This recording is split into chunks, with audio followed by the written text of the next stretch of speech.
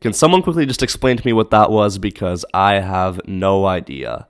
The Vancouver Canucks, in probably one of the most hyped up games of this season, went up against the number 2 ranked Boston Bruins and absolutely laid an egg. They lose 4-0 in a game that they really didn't even turn up to play. I mean, let's be honest here, those first 2 periods were absolutely shocking. And for a team that talks about unfinished business and how they always have something to prove, looked pretty relaxed on that one to start things off. But anyways, we have a lot to get through in this one. Not good things, obviously, but we still have stuff to get through, so without further ado, let's jump right into the first period. So in the opening minute of this one, the Vancouver Canucks get themselves a power play, which is supposed to be a good thing, right? Well, it wasn't. Demko receives the puck after a dump in, and then for some reason he rims the puck around instead of looking up to see he has 2 guys available. The puck gets by Hughes and goes right to Charlie Coyle, who has an open Marchand right in front of the net.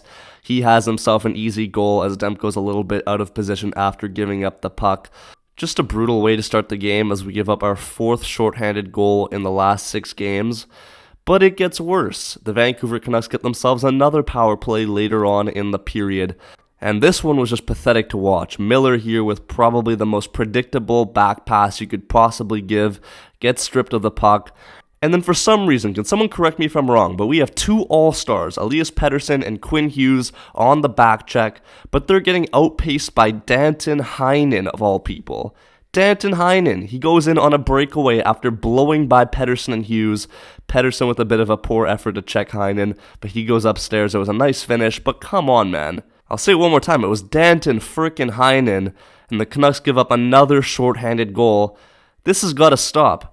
At this point, man, just decline the power plays when they come. Just don't even accept them because they're not going to help us.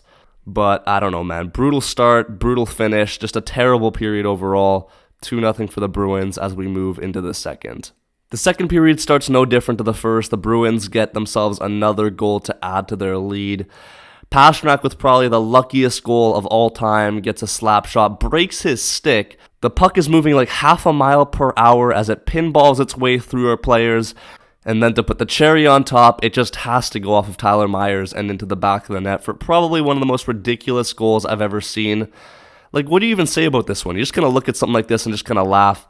I don't know what else to say. There's nothing you can really do. We have to move on. But it gets worse. 15 seconds later, the Bruins add to their tally and make it 4-0.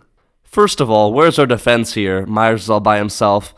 And then Zacha gets himself a pass, gets a breakaway, and then puts it by Thatcher Demko. The issue with this one is that there was no pushback.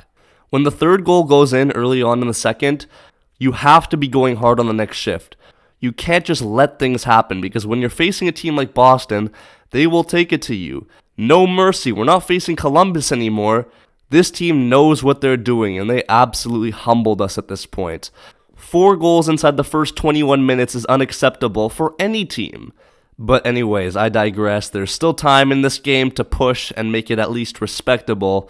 So let's see how the Vancouver Canucks respond to being down 4-0 early on in the hockey game. Oh, that's the way the score ended? 4-0, so we didn't even try to make the score respectable in any shape or form.